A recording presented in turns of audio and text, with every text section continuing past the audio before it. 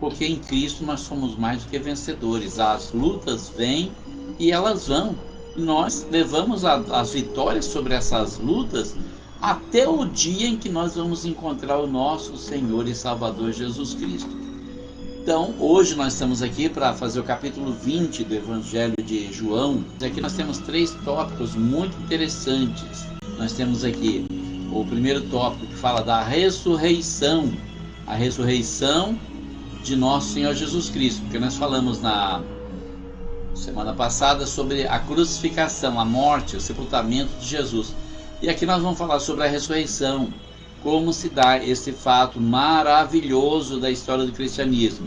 E o que acontece logo após, quando Jesus aparece a Maria Madalena, e quando ele aparece finalmente aos 11 apóstolos.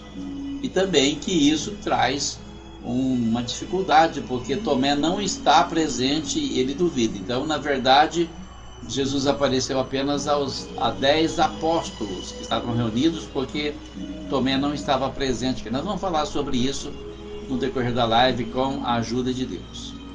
Então, vamos dar início aqui à nossa live, começando no versículo 1. E no primeiro dia da semana, Maria Madalena foi ao sepulcro de madrugada, sendo ainda escuro, e viu a pedra tirada do sepulcro. Vamos compreender essa palavra aqui, como a gente vem fazendo desde o início do nosso estudo, analisando versículo por versículo, assunto por assunto. O primeiro dia da semana, qual era? É um assunto de muita controvérsia entre a cristandade, porque as pessoas sabem que a semana começa na segunda-feira. Mas qualquer pessoa que tem um mínimo de inteligência vai falar, por que segunda-feira? Por que não começa na primeira-feira? Teria que começar na primeira-feira, passar para a segunda, para a terceira, até chegar na sexta, e sábado seria o dia do descanso, que todo mundo sabe que na lei, no tempo da lei, o sábado era o dia do descanso. O primeiro dia da semana realmente deveria ser o primeiro dia de feira, primeiro dia de trabalho. Então, o que era o primeiro dia de trabalho virou domingo, que passou a ser guardado pelos cristãos, porque foi nesse dia que Jesus ressuscitou. Então, nesse primeiro dia, olha só, no fim de semana, eles estavam se preparando para a Páscoa, que seria no sábado. Então, na sexta-feira, eles tiraram os corpos da cruz, quebraram as pernas dos 2 ladrões, encontraram Jesus morto e por isso não quebraram as pernas dele, mas os 3 foram sepultados para que não ficassem na cruz, porque sábado seria o grande dia da Páscoa. Fizeram toda aquela limpeza para não deixar nenhum cadáver sobre a terra no dia da Páscoa, que era sábado, e que não era permitido que ninguém trabalhasse, que ninguém fizesse nada. Mas aí o que acontece? Passa o sábado, quando chega o primeiro dia da semana, Jesus ressuscita, logo de madrugada, no esplendor da aurora. Jesus vence as ânsias da morte, ele quebra as algemas do sepulcro e ele volta à vida e ele sai do sepulcro. Nós vamos ver os detalhes depois, se não estiver aqui nesse evangelho, que eu acredito que não estejam, estão em outros evangelhos. Tem Mateus, Marcos, Lucas e João. E terminando esse livro aqui, eu estou pedindo a Deus para me mostrar qual é o próximo. Porque, irmão, eu estou fazendo aqui um desafio para mim mesmo. Se Jesus não me levar logo, eu quero passar a Bíblia todinha, versículo por versículo, enquanto tiver oportunidade, enquanto tiver fôlego para falar, enquanto tiver saúde e disposição para servir o Senhor, nós vamos estudar a Bíblia toda, versículo por versículo. Então, vamos ver qual vai ser, né? Porque Mateus tem uma versão, Marcos tem outra, Lucas tem outra também. Então, todas elas juntas nos dão uma visão mais clara e mais ampla do que foi esse grandioso acontecimento, como outros tantos que aconteceram durante o ministério de nosso Senhor Jesus Cristo. Então, no primeiro dia da semana, Maria Madalena sai correndo e vai ao sepulcro. O que ela vai fazer? Ela sabe que um corpo de uma pessoa morta é o corpo que vai se decompor, vai apodrecer, vai feder. Ela vai levar perfume para perfumar ele, porque ela não quer que o seu Senhor apodreça, que o seu Senhor cheire mal. Ela cuida. E aí entra aquele antigo E preciosíssimo ditado que diz que quem ama, cuida. Então ela está cuidando, porque ela ama Jesus. Jesus livrou ela de 7 demônios. Maria Madalena era uma prostituta, escrava de demônios, e Jesus apareceu na vida dela, libertou ela, deu uma vida nova para ela, deu esperança de salvação. Então Maria Madalena, muito grata, levanta no primeiro dia da semana cedinho e vai correndo para o sepulcro. Ele disse que ainda era escuro, foi ao sepulcro de madrugada, sendo ainda escuro. Mas quando ela chega, o que ela vê? A pedra tinha sido tirada. O sepulcro era um buraco cavado na rocha. Eles pegavam uma pedra enorme, rolavam, uma pedra redonda, rolava ela para tampar a entrada do sepulcro, para que o cheiro da pessoa morta não viesse para fora, incomodar quem estivesse passando por ali. Mas quando a pedra era muito grande, muito pesada, precisava vários homens para empurrar a pedra. Mas quando ela chega ali, ela viu que a pedra tinha sido tirada da frente da entrada do sepulcro. E ela ficou pensando, bom, se Jesus ressuscitou como ele havia dito que ia ressuscitar, como é que sozinho ele conseguiu rolar essa pedra? Muito estranho, né? E ela fica ali conjecturando. Correu, pois, e foi a Simão Pedro e ao outro discípulo a quem Jesus amava, referência a João, o evangelista, e disse-lhes: levaram o Senhor do sepulcro e não sabemos onde o puseram. Novamente, nós podemos ver aqui a preocupação de Maria com Jesus e também dos outros discípulos, porque Jesus estava morto. Maria podia falar: deixa, já morreu mesmo, não adianta. Se levaram, fazer o quê, né? Vamos fazer o que com ele morto, né? Mas não, ela estava preocupada, ela queria cuidar dele mesmo depois de morto. Então ela vai a Simão, que sabia que era muito próximo de Jesus, e também a outro discípulo a quem Jesus amava, que era o dito entre os apóstolos, que Jesus amava mais aquele discípulo. Jesus ama todos igualmente, irmão. Mas algumas pessoas dão mais prazer a ele, cai no agrado dele, recebe mais bênçãos, e é onde as pessoas começam a murmurar. Mas enfim, ela sabia quem procurar, ela foi procurar a pessoa certa. Nos leva a pensar em muitas vezes quantas pessoas saem para pedir conselho para as pessoas que não conhecem nada de Jesus. Vão em espíritas, vão em adivinhadores. E tem uma adivinhação no Facebook, irmão, que eu vou falar uma coisa, os irmãos precisam fugir disso. Parece um joguinho lá, você põe seu nome, pega a sua foto, fala: olha o que a palavra de Deus diz para você. Não, a palavra de Deus é a Bíblia, para de adivinhação. Eu não estou criticando e não estou julgando, porque eu já cheguei a fazer isso também quando eu conheci, mas depois eu parei para pensar, falei: gente, isso não é de Deus. A palavra de Deus está na Bíblia, não está aqui nesse jogo de adivinhação, vou sair fora disso aqui. Então vamos fugir de toda a aparência do mal. Ela vai até eles e conta para eles: olha, tiraram o Senhor do sepulcro, está vazio, não sei onde puseram ele, e a gente precisa achar e trazer de volta. Certamente essa preocupação também dizia a respeito à ressurreição, porque ela sabia, Jesus havia falado que ia ressuscitar, e ela tinha certeza de que ia, porque Jesus nunca mentiu. Então a preocupação, se ele ressuscitar em outro lugar, eles tornam a matar ele. A visão limitada de um ser humano que não conhece o poder de Deus, né? Porque quando Jesus ressuscitou, não era mais aquele Jesus da Galileia. Não era aquele que açoitado, não era aquele que mataram, era um Jesus que ninguém mais mataria, era um Jesus que ninguém mais poderia derrotar. Era o vitorioso, aquele que saiu da sepultura para vencer, para governar o universo. Então ninguém mais vai chegar perto dele. A sua palavra de poder é uma espada que destrói o inimigo à distância. João e Pedro também não tinham esse conhecimento. Então Pedro saiu com o outro discípulo e foram ao sepulcro. E os dois corriam juntos. Mas o outro discípulo correu mais apressadamente do que Pedro e chegou primeiro ao sepulcro. E abaixando-se, viu no chão os lençóis, todavia não entrou. Chegou, pois, Simão Pedro, que o seguia, e entrou no sepulcro e viu no chão os lençóis, e que o lenço que tinha estado sobre a sua cabeça não estava com os lençóis, mas enrolado num lugar à parte. Então entrou também o outro discípulo que chegara primeiro ao sepulcro, e viu e creu, porque ainda não sabiam a Escritura, que era necessário que ressuscitasse dos mortos. Tornaram, pois, os discípulos para casa. Então, tomando aqui de onde nós paramos, Pedro sai com outro discípulo para ir ao sepulcro, mas os dois vão correndo.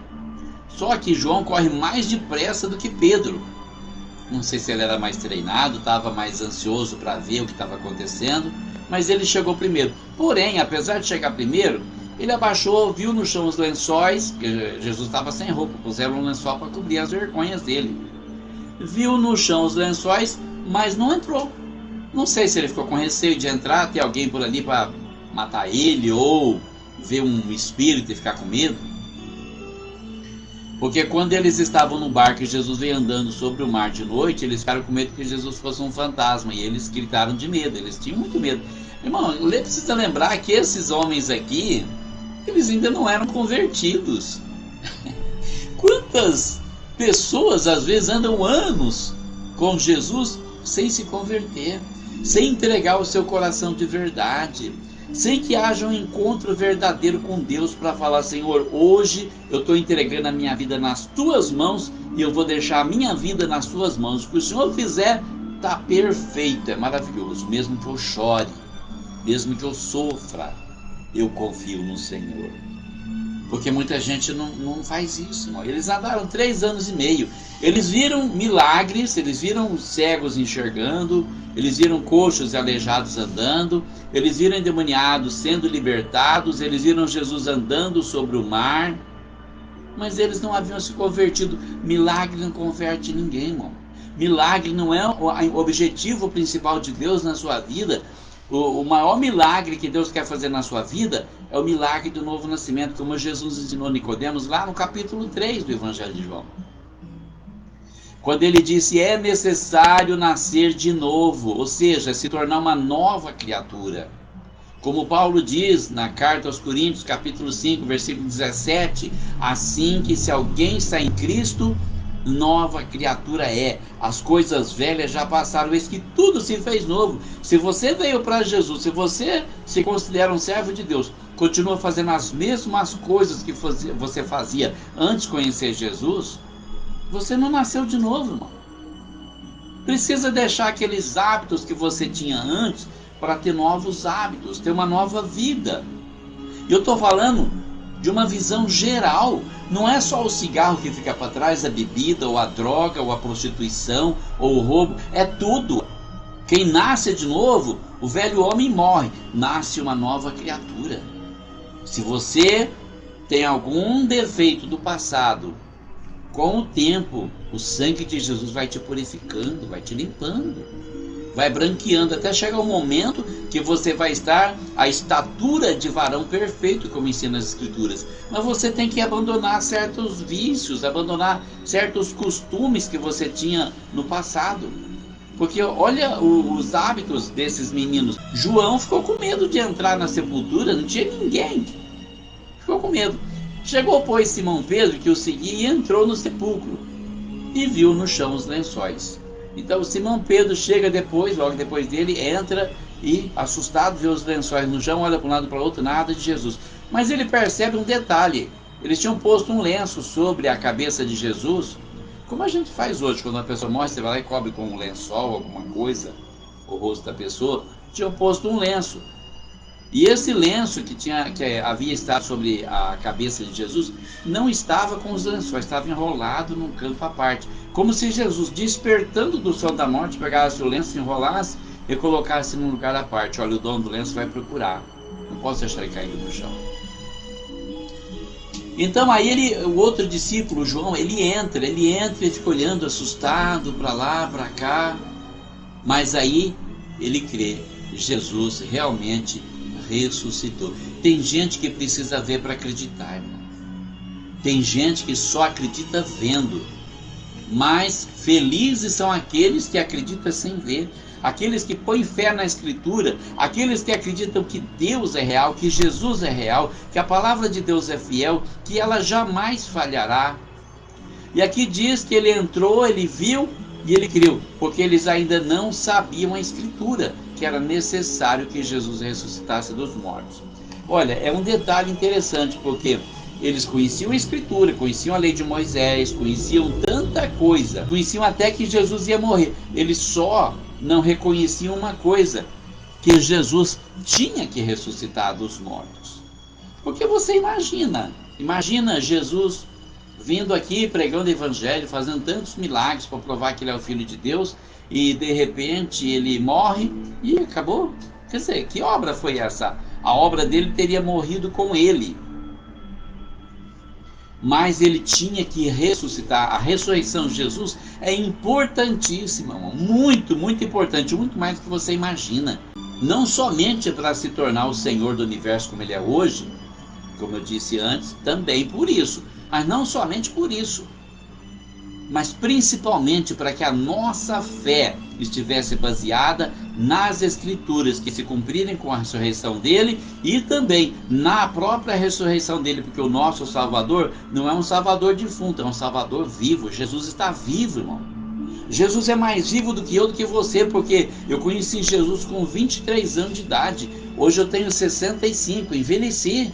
A morte se aproxima de mim a passos largos, mas Jesus é jovem até hoje, com a mesma idade que eu conheci, os 33 anos que ele viveu na terra, e ele vai ser assim eternamente, aquele lindo e majestoso jovem que governa todo o universo.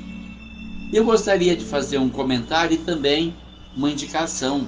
Você pode achar na internet um filme chamado Em Defesa de Cristo. Gostaria que você baixasse e assistisse, não sei se aí no YouTube deve ter. É baseado em fatos reais, é maravilhoso. A história de um casal de ateus que passa por uma situação em que eles são obrigados a confrontar a ressurreição de Jesus.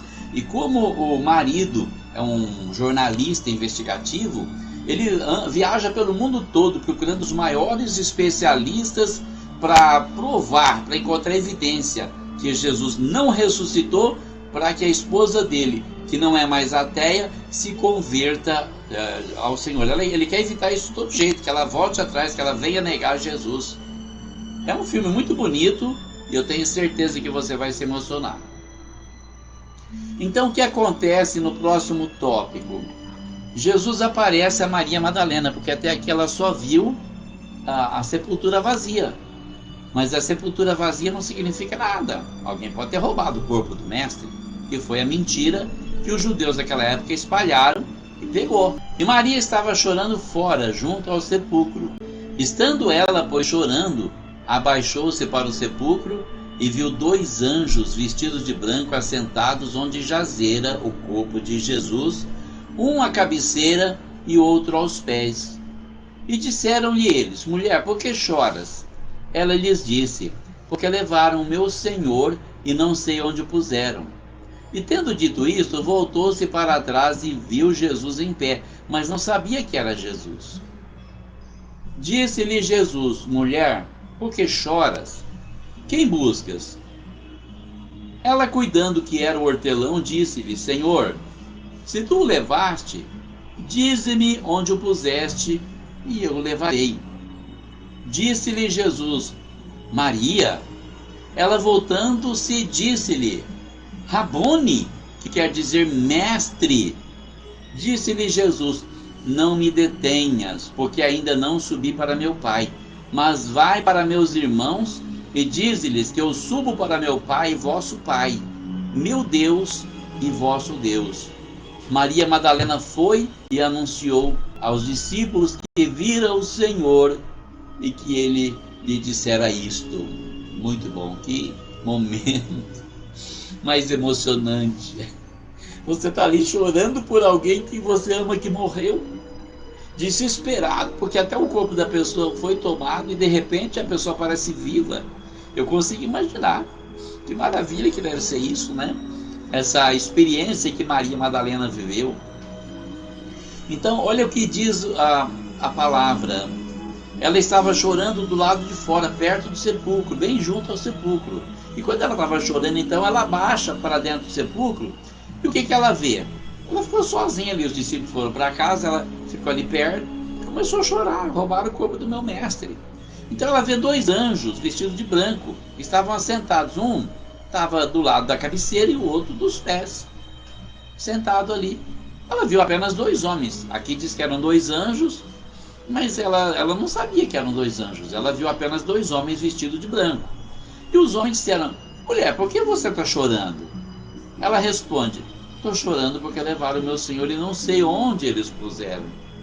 E quando ela viu isso, ela olhou para trás, tinha outra pessoa em pé. Só que ela não sabia quem era. Por quê, irmão? Porque Jesus morreu desfigurado. Jesus apanhou muito. Jesus foi torturado demais antes da morte. Foi chicoteado, tomou paulado, tomou soco, tomou bofetada. Jesus morreu totalmente desfigurado. Essa história que alguém fala ali, que a Verônica veio e colocou um véu no rosto de Jesus e ficou gravado o rosto dele no véu, é mentira, irmão. O rosto dele estava desfigurado, ele apanhou muito, ele apanhou demais.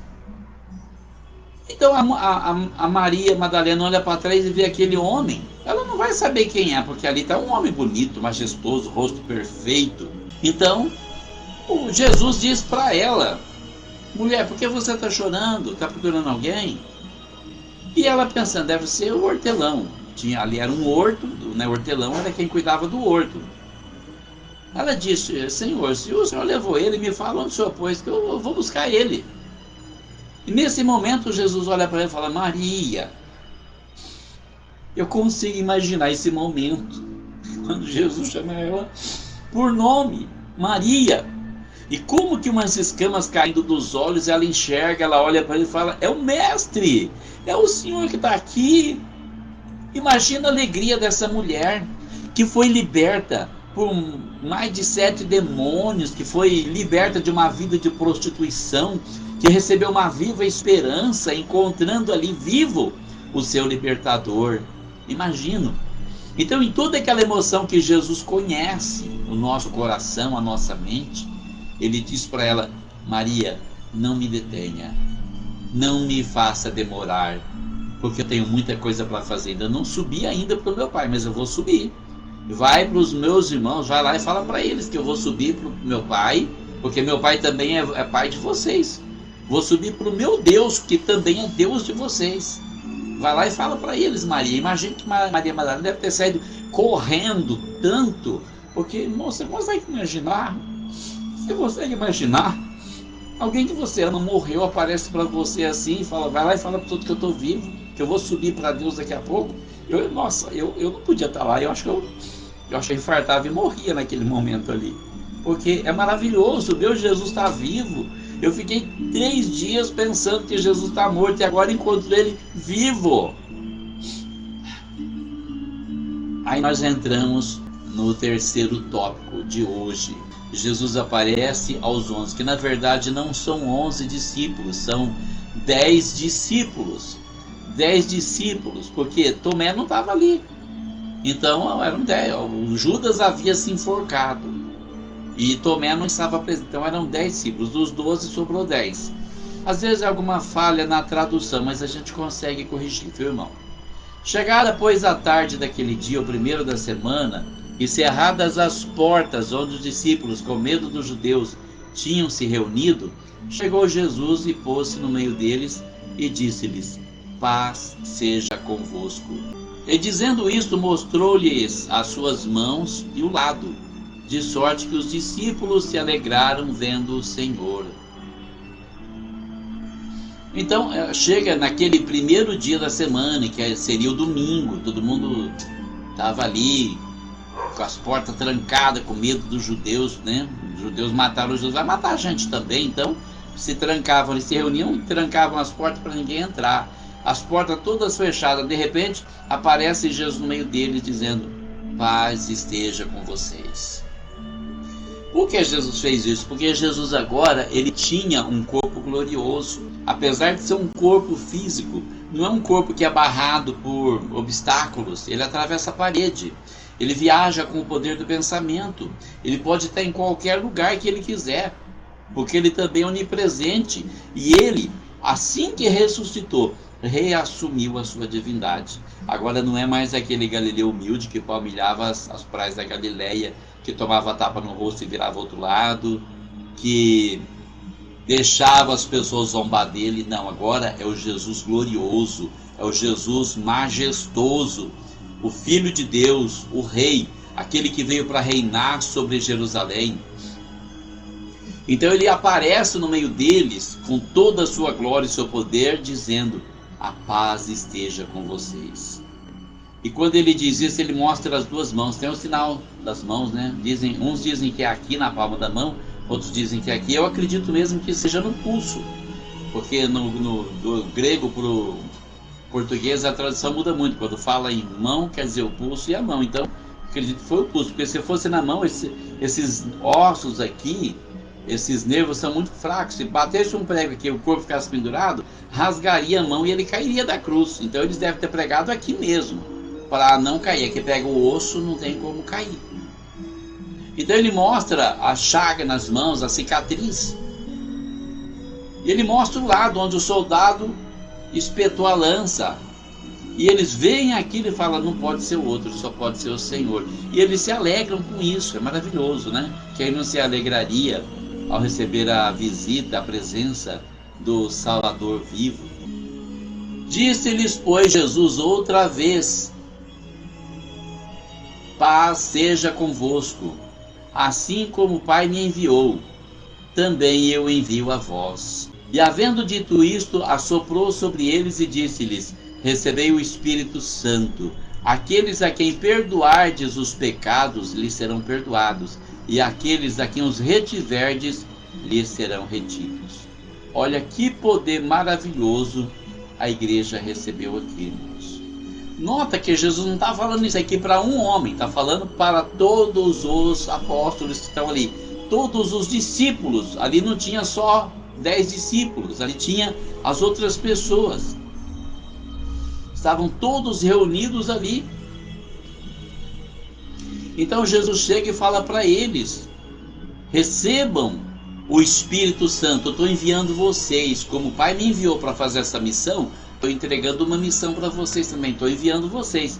E vocês recebam o Espírito Santo para ter capacidade para fazer a obra que eu estou mandando vocês fazer, e levem essa comissão. Se vocês perdoarem os pecados de alguém, essa pessoa vai ser perdoada.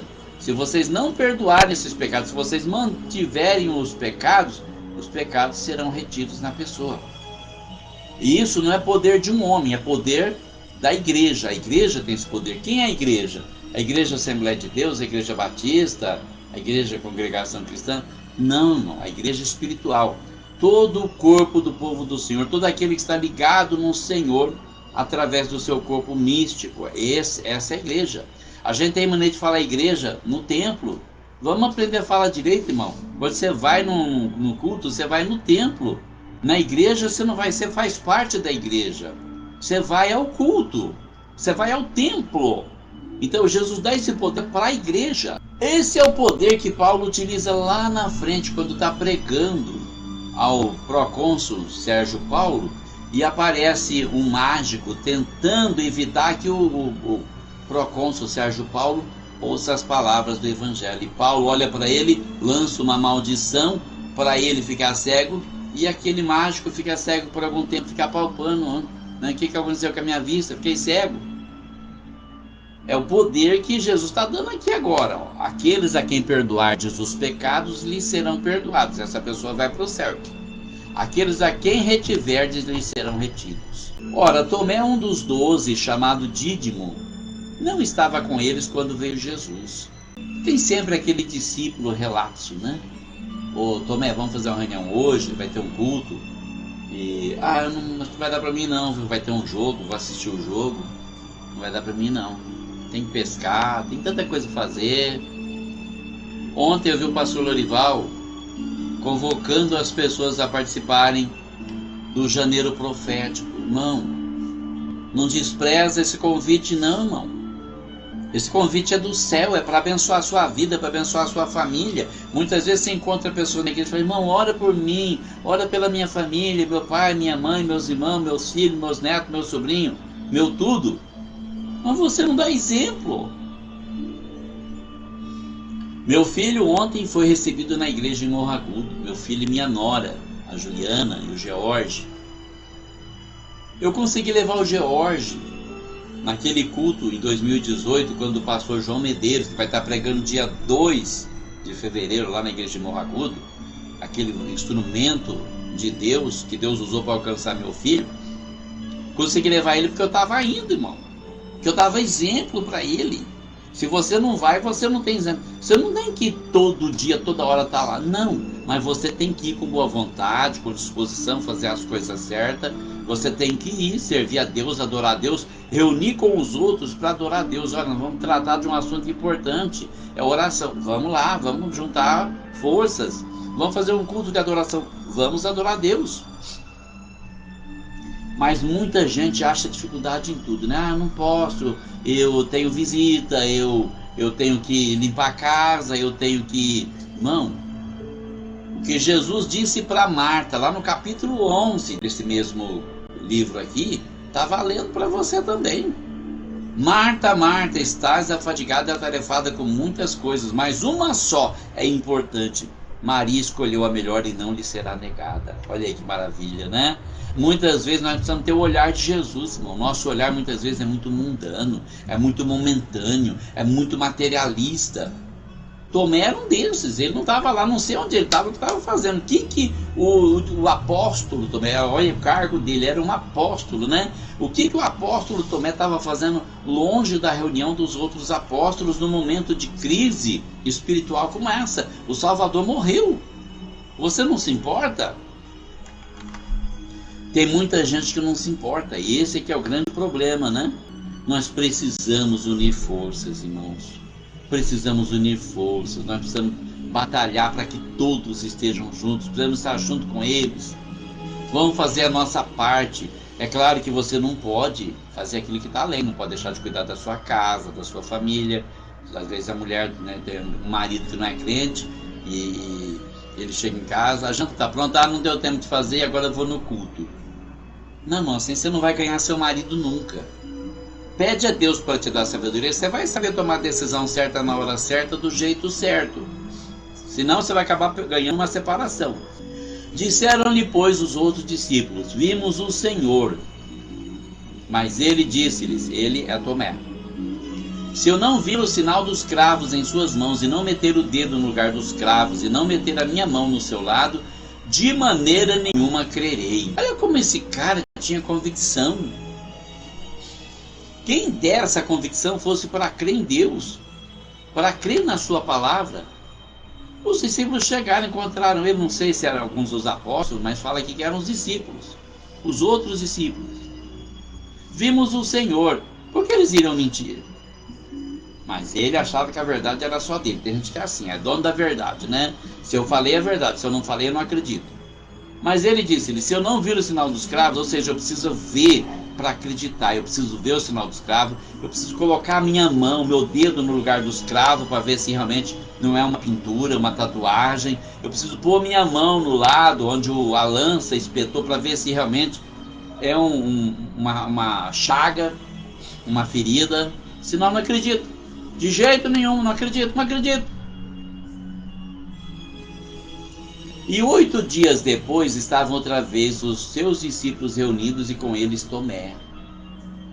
Chegou Jesus, estando as portas fechadas, e apresentou-se no meio e disse: paz seja convosco. Olha, mais ou menos uma semana depois, eles vão se reunir outra vez e agora o folgado decide ir junto, né? O Tomé. Ah, tá bom, dessa vez eu vou, eu faltei a semana passada, então acho que dessa vez eu vou. Tem gente que é assim, né? Ah, eu já fui no culto sábado, não preciso ir no domingo, não. Ah, eu já fui domingo, por que eu tenho que ir hoje? Na outra semana eu vou, essa eu vou ficar em casa, vou descansar, estou muito cansado. Cansado de edificar a salvação, irmão. Anjo, Deus pode cansar de você também, viu? Nunca se canse de ter fé. Então ele resolve ir, né? Bom, hoje tudo bem, eu faltei a semana passada, hoje eu vou, tá bom? Aí ele tá lá, né? De repente tá lá, mexendo no celular, como muita gente fica na igreja, mexendo no celular, olhando para um lado, para o outro, tentando conversar com alguém, tentando fazer de tudo, menos ouvir a palavra de Deus. Não sei, talvez. Aí Jesus aparece do mesmo jeito, as portas estão fechadas, tudo trancado, e Jesus aparece bem no meio deles. Ele aparece assim, ó, e diz: a paz esteja com vocês. O mesmo Jesus, a mesma doçura de sempre. E no mesmo instante, ele se dirige a Tomé. Depois disse a Tomé: põe aqui o teu dedo e vê as minhas mãos. E chega a tua mão e mete-a no meu lado, e não sejas incrédulo, mas crente. Tomé respondeu e disse-lhe: Senhor meu e Deus meu. Disse-lhe Jesus: porque me viste, Tomé, creste? Bem-aventurados os que não virem e crerem. Então, observa aqui essa situação constrangedora para Tomé. Se eu não ver as mãos furadas, se eu não colocar a mão no sinal no lugar do escravo, se eu não pôr a mão no lado direito, eu de maneira nenhuma acredito. Então Jesus vai: vem aqui, Tomé, vem aqui, põe o teu dedo aqui no lugar do meu escravo aqui, veja as minhas mãos. Vem aqui, põe a tua mão aqui no meu lado direito aqui, ó. E deixa de ser incrédulo, rapaz. Já que você precisa ver para acreditar, então vem aqui para você ver, para você acreditar, para você não ir para o inferno. E nesse momento, Tomé faz uma confissão que mais parece uma epifania: Senhor meu e Deus meu. Então, as pessoas que falam que Jesus não é Deus, irmão, os testemunhos de Jeová, olha o que você tem pela frente aí, ó. Senhor meu e Deus meu. O Senhor é o meu Salvador, o Senhor é o meu Deus, o Filho de Deus é Deus. Eu não entendo por que filho de peixe é peixe, porque filho de cobra é cobra, porque filho de sapo é sapo, por que filho de Deus não pode ser Deus, mas tem que ser anjo? É pela lógica. E Deus só tem um filho, então fica mais difícil ainda acreditar na lógica dos testemunhos de Jeová, né? Então é onde Jesus contesta ele dizendo: você acredita porque você me viu. Mas felizes, abençoados, bem-aventurados aqueles que não virem e crerem. Estava se referindo a nós. Eu nunca vi Jesus, mas eu criei em Jesus. Irmão, eu passei uma situação, já falei várias vezes, eu não canso de repetir. Quando o Senhor falou comigo em 2006, irmão, eu acreditei no Senhor. Quando eu orei, falei: Senhor, a tua palavra diz que tudo que eu pedir ao Senhor, que tudo que eu pedir ao Pai em teu nome o Senhor faria. E eu pedi para Deus me trocar de lugar com meu irmão. Eu acreditei na palavra. E foi isso que eu professei, a minha fé de acreditar na palavra, porque eu nunca tinha visto. Mas então naquela noite eu tive a maior revelação, a mais linda de todas, de toda a minha vida, desses meus 65 anos. A maior revelação, quando ele toma a boca da Luana, filha do Zé Bravo, para falar comigo a respeito do destino do meu irmão e para falar a respeito do meu futuro. E tudo que ele falou se cumpriu fielmente. Jesus não mente, Jesus não falha, ele conhece tudo, ele sabe tudo. Então ele está dizendo aqui para você: bem-aventurados aqueles que não virem e crerem. Jesus, pois, operou em presença de seus discípulos muitos outros sinais que não estão escritos neste livro. Estes, porém, foram escritos para que creiais que Jesus é o Cristo, o Filho de Deus, e para que, crendo, tenhais vida em seu nome. Então, observa uma coisa aqui, ó. Primeiro, João está dizendo que Jesus, naquele momento ali, resolveu fazer alguns sinais, alguns milagres ali, para eles confirmarem a fé deles. Não, realmente nós não estamos sonhando, não é uma ilusão, isso aqui não é uma miragem, Jesus está presente, está fazendo milagres como ele sempre fez durante o seu ministério terreno. E aí diz que não estão escritos aqui, não deu para ele escrever. Mas aí vai enfatizando que esses que ele escreveu é para que nós acreditemos que Jesus é o Cristo. Cristo significa ungido, escolhido de Deus. Jesus é o Cristo, o Filho de Deus. Então, observa uma coisa: se fosse para acreditar que Jesus é um anjo, irmão, não precisava ele fazer esses milagres. Os anjos não fazem milagre assim, não é? Então, para que ele ia fazer? Ele fez o milagre para mostrar que ele era o Filho de Deus, ou seja, ele tem a mesma essência e poder de Deus. E para que, crendo, nós tenhamos vida no seu nome. O objetivo do milagre, o objetivo de tudo que Jesus fez durante o seu ministério terreno, depois dele continua fazendo até hoje, é para que nós tenhamos salvação. Irmão, nós temos vida através do nome de Jesus. Tem muita gente por aí invocando Maria. Pedro, Tiago, João, Antônio. Irmão, para com essa loucura. Nós temos vida no nome de Jesus. João é muito claro e enfático quando diz aqui: estes, porém, foram escritos para que creiais que Jesus é o Cristo, o Filho de Deus, e para que, crendo, tenhais vida em seu nome. Nós não cremos só porque, tá bom, acreditei, não mudou nada. Mudou sim, sua vida vai mudar. Você vai nascer de novo, vai se tornar uma nova criatura, vai deixar os velhos hábitos para trás, ou Deus vai tratar com você para você deixar. E você passa a ter uma esperança que mais ninguém tem. Agora à tarde eu estava no escritório de uma amiga minha, uma ex-aluna, que estava me ajudando a resolver um problema bancário. Eu vi passar na rua uma pessoa que é mais ou menos da minha idade. Eu olhei para aquilo e pensei: meu Deus, era para mim estar desse jeito se não fosse Jesus na minha vida.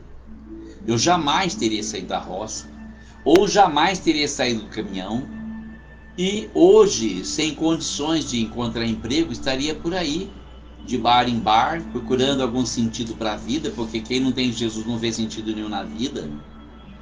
De manhã, quando saí de casa, também fui para Pitangueiras para resolver um problema, lá na caixa de Pitangueiras, e eu vi uma senhora empurrando um carrinho de reciclado. E eu fiquei imaginando como Jesus mudou minha vida. Porque as pessoas que trabalhavam na roça na minha época estão todas fazendo isso, irmão. Não desprezando quem faz, porque é um trabalho honesto e muito digno, né? Glória a Deus pelas pessoas que preferem fazer isso do que roubar. Mas eu digo assim: se você aceita Jesus na sua juventude, então você dá liberdade para Ele mudar totalmente a sua vida, o seu destino. O seu futuro vai ser lindo, vai ser maravilhoso. Mas se você insiste em continuar na idolatria, na feitiçaria, no espiritismo, no mundanismo, se você insiste em continuar nessa cegueira espiritual, lá na frente você vai se arrepender. Meu pai lutou contra a minha fé, lutou muito. Meu pai morava no fundo da casa dele, me expulsou de lá e disse para mim: se você batizar nessa igreja, pode me considerar seu pior inimigo. E eu tomei o meu destino, eu fui embora, mas não larguei a cruz, não larguei Jesus. Eu fui viver a minha fé, e Deus mudou a minha vida assim. E 9 anos depois, meu pai foi alcançado através das orações, do jejum e do voto. Jesus foi lá e tratou com ele, trouxe ele para a fé, ele se converteu, se tornou um crente, morreu crente. Armezindo Rodrigues da Silva. Mas já estava de idade, tinha 61 anos quando se batizou. Pouco menos da idade que eu estou hoje. O que Deus podia fazer mais na vida dele? Já estava no fim. Não deu liberdade para Deus. E às vezes ele falava assim: nossa, por que eu não me converti quando era novo? Para aprender a tocar um instrumento, cantar um louvor, pregar na igreja. Hoje eu não sei fazer nada. E é por isso que lá em Eclesiastes, Salomão diz assim: lembra-te do teu Criador nos dias da tua mocidade, antes que venham os terríveis e maus dias, dos quais venha dizer: não tenho neles contentamento. Irmão, se você planta essa semente, é a semente que você vai colher. Infelizmente não dá para você colher outra fruta, é o que você plantou. Você plantou isso, é o que você vai colher. Então aqui nós temos um quadro aqui de que Jesus ressuscita gloriosamente, o único Deus que morreu como homem e ressuscitou como Deus. Não tem essa história de Buda, de Confúcio, de tantos outros que você não sabe onde ele está, o que foi feito dele, nem se existiu de verdade. Mas Jesus é real, ele está nos anais da história. Os historiadores comprovam isso. O filme Em Defesa de Cristo que eu indiquei, ele comprova isso. O jornalista investigativo ateu procura outros ateus ao redor do mundo, especialistas em psicologia, em hipnotismo e tantas outras especialidades humanas, inclusive historiadores, para provar que Jesus não ressuscitou, mas ele não consegue provar isso. Então o que acontece? Eu não vou contar para vocês verem lá no final do filme a linda história que Jesus faz na vida daqueles dois. Que Deus possa te abençoar, que a ressurreição de Jesus possa ter um reflexo glorioso na sua vida também. Que Deus abençoe você, irmão. Que Deus abençoe a sua família. Estou orando por todos vocês todos os dias. Quando eu falo com o Senhor de manhã, eu digo: Senhor, abençoa todos aqueles que estão inseridos na minha vida, direto ou indiretamente. Ou seja, aqueles que estão presentes, aqueles que estão na internet, aqueles que eu conheço, aqueles que eu não conheço, aqueles que eu amo, aqueles que eu não consigo amar, aqueles que me amam, aqueles que me odeiam. Salva todos. Eu estou orando por você. Eu espero que você tenha um encontro real com Deus, como Tomé teve, mas sem ver. Porque Jesus disse que seria bem-aventurado aqueles que acreditassem sem ver. Que você possa crer nele sem ver, para que você possa ser abençoado. Irmãos, Deus está levantando libertadores. Levantou-se Elon Musk, agora o Senhor permitiu a reeleição de Donald Trump. Agora Mark Zuckerberg, que é o dono da Meta, ele está se aliando aos libertadores do mundo para lutar contra a censura. É uma luta espiritual, irmão. Nós não estamos lutando contra um político, contra uma autoridade, nós estamos travando uma batalha espiritual. Orem pelo Brasil, para Deus derrubar esse dragão vermelho de uma vez por todas, para envergonhar esse dragão vermelho. Orem para que ele dissipe as nuvens negras, para que nós tenhamos liberdade para entrar com uma live aqui no ar e pregar a palavra de Deus sem ser preso. Porque eu tenho 65 anos, muito em breve o Senhor vai me levar. Não vou ficar aqui para sempre. Mas o que será dos meus filhos, dos meus netos, dos meus bisnetos? O que será dos seus filhos, dos seus netos, dos seus bisnetos, irmão? Pensa nisso e ore para que Deus possa realizar a obra dele na vida dos brasileiros. Que Deus abençoe você, que Deus abençoe o Brasil. Um forte abraço a todos e fiquem com Deus.